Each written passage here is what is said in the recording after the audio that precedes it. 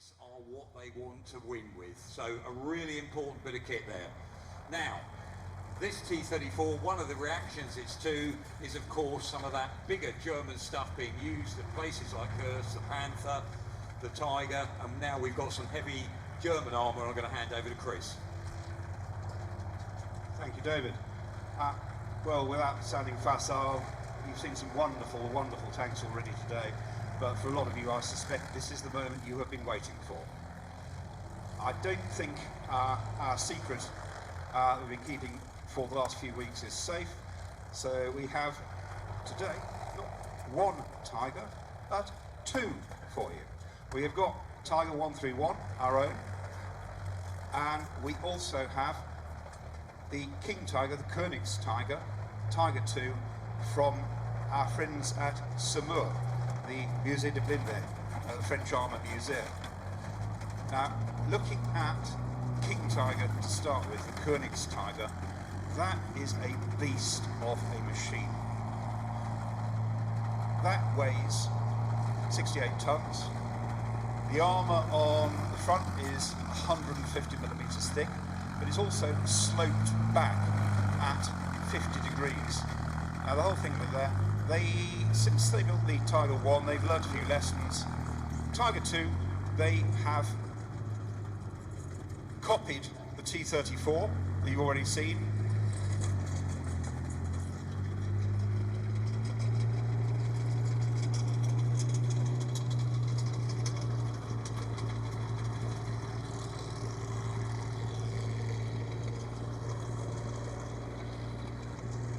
They've copied the T-34 and also used much the same design as the Panther, so the armour is sloped. That front plate is sloped back at 50 degrees. That means two things. Firstly, it increases the line of sight thickness, so putting a round through that is just about impossible. It also massively increases the possibility of a ricochet. So Königs Tiger is massively well armoured. You want some proof? It's 88mm, so it's the same calibre as that of Tiger 1, but it is a longer barrel and a much bigger cartridge, a much more amount of propellant behind it. If I put that in simple terms, if it really tries, that can put a round through frontal armour of a Sherman or a T-34 at a range of 3 kilometres, 3,000 metres. That is a massive, heavy gun. Crew of 5 reasonably.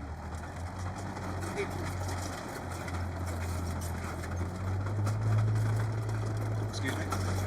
Inside it is reasonably roomy. It is, as you can see, it's a big tank. The problem is, with all the armour,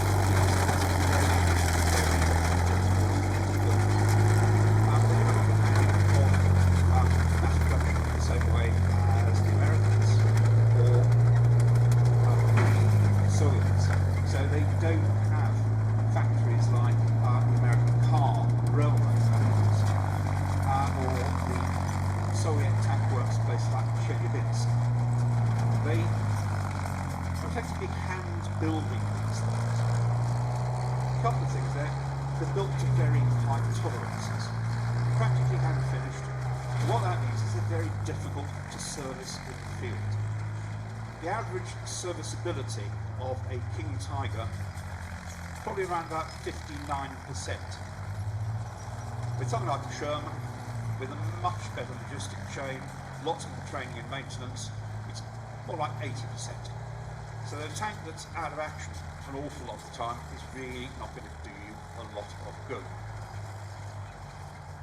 Now the predecessor to the King Tiger is of course Tiger 1. Now, look over there. This is a wonderful moment.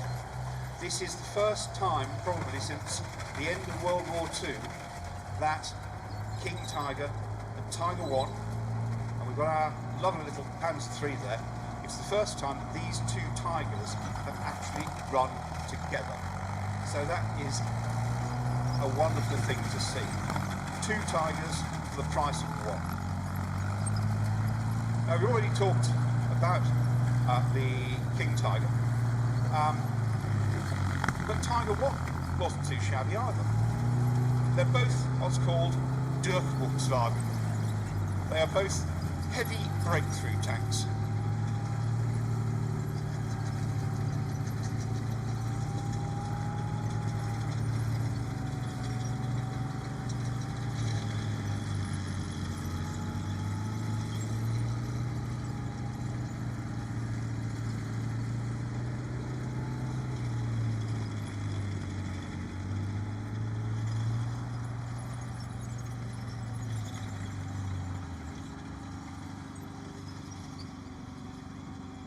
Meters of armour on the front, and although the Tiger 1 88 isn't as powerful as the Tiger 2 gun, it can still put a round through that Sherman or that T-34, a range of about 1,500 metres.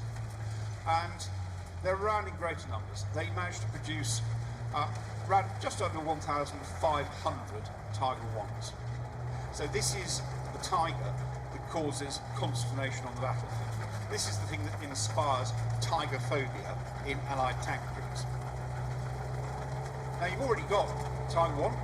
It's a very, very good heavy tank. Why, in the middle of a war, with all the disruption that would cause, do you want to do an upgrade? Why, when you've already got Tiger 1, do you then build Tiger 2? I think the simple answer is that Tiger 1 in the German Army's eyes is not necessarily a finished product. The other thing about it is that it might be well armoured. Once the Tiger 1 starts to just behind me, and the 70-pound arm, Sherman fire arm, is not in front. So when we're looking at Tiger 2,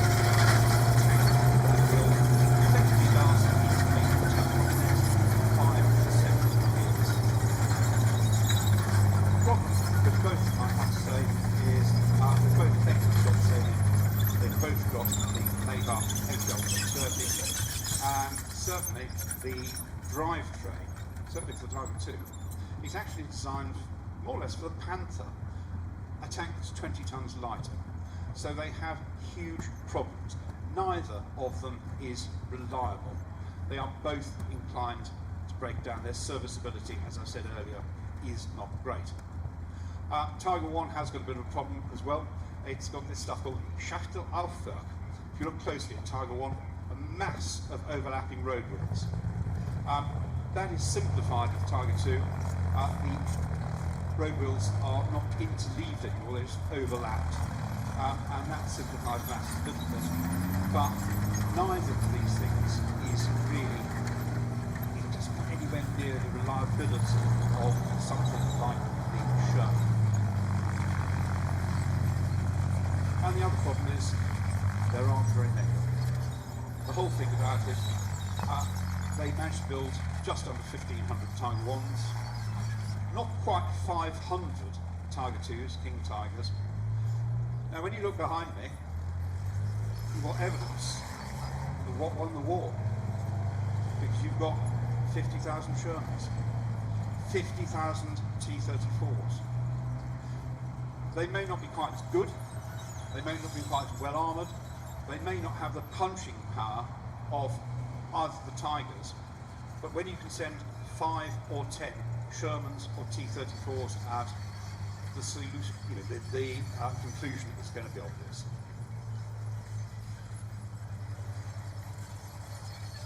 That, in a sense, when you're looking at the display we've got here, the potential approach of the Amis, the Americans.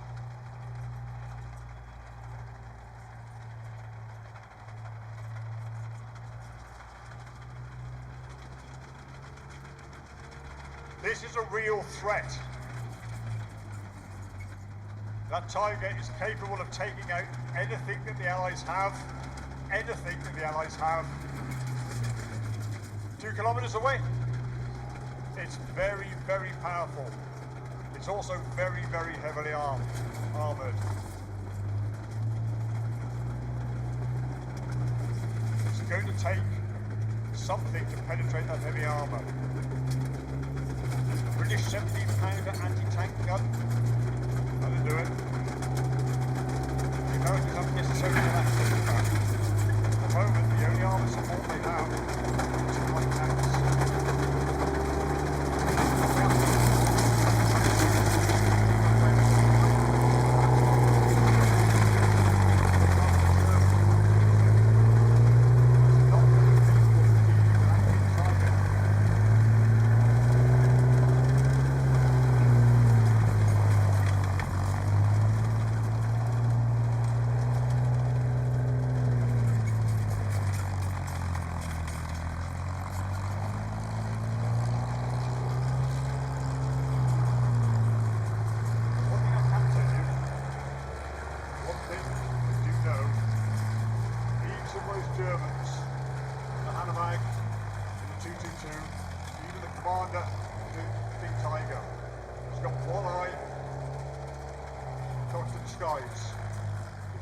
Advantage that the Allies have is almost complete air superiority. The Luftwaffe has been broken. In fact, the Germans had a rather dark little joke they would tell each other. If you look up at the sky and you see an aeroplane, and it's brown, it's British. If you look up at the sky and you see an aeroplane and it's silver, it's American. If you look up at the sky and you see an aeroplane and it's not there, it's German. That's the kind of dark military humour. They knew full well, that Tiger crew know full well that perhaps their biggest threat are the so-called fighter bombers, the Jaeger bombers, the JBOs, things like British Typhoons, American Thunderbolts, broadside from a light cruiser. That will deal with one of these.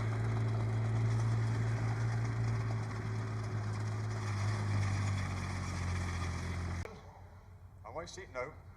Some of them may be armed with Russian weapons, which have been brought back from the Eastern Front. But like the Panzer Group in itself, in many respects their weapons are going to be what they can get their hands on.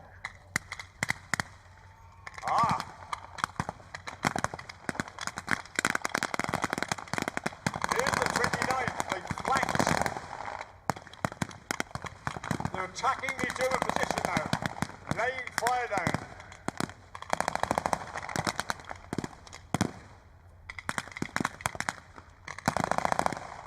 The Americans had a Maxim, not a Maxim gun, had a Maxim. Find them, fix them, flank them, finish them. Find them, well they've done that, or rather they've blundered into them. Fix them, that's what they're trying to do now. There they are, the Germans are withdrawing to a village nearby. Even the firepower from those heavy machine guns on 251 didn't help there. That's it, keep that fire going, guys. Keep their heads down.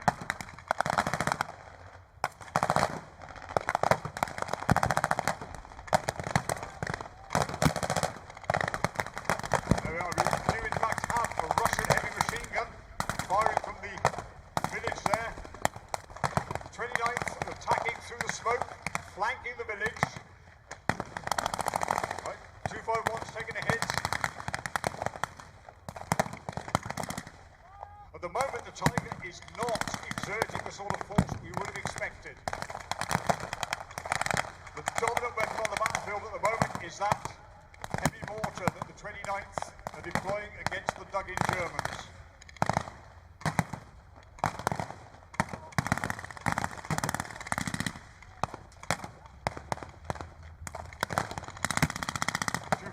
Burning. Right, now. The obvious thing to do at this point, get on the radio and whistle up some support of your own. And it looks as if the cavalry has just arrived. 2 Sherman tanks, an M4A1 and M4A2, M4A276.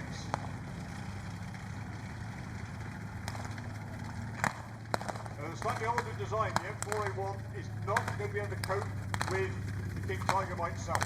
The 75mm on that Sherman is not capable of penetrating virtually any of the armour on the King Tiger, but the high velocity 76 on the A2 is capable. So now the dynamic is shifting a little bit. The mortar's still putting down rounds to dominate our finish. Oh, there we go, look at that. It's also, we've got smoke rounds put down. And this is to mark the position of the... And then there's a white flag in the village. There's a white flag. The Germans have surrendered. Now remember, some of these German troops, some of these Panzer Grenadiers might be 16 or 17 years old. They might never have been in combat before. They've just gone through a terrifying, gut-wrenching experience. Some of them have been told they'll be shot by the Americans if they surrender. Others have decided that surrender is the only obvious thing to do.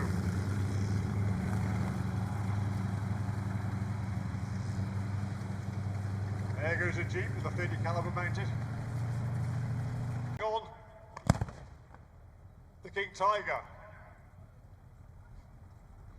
It's been bracketed.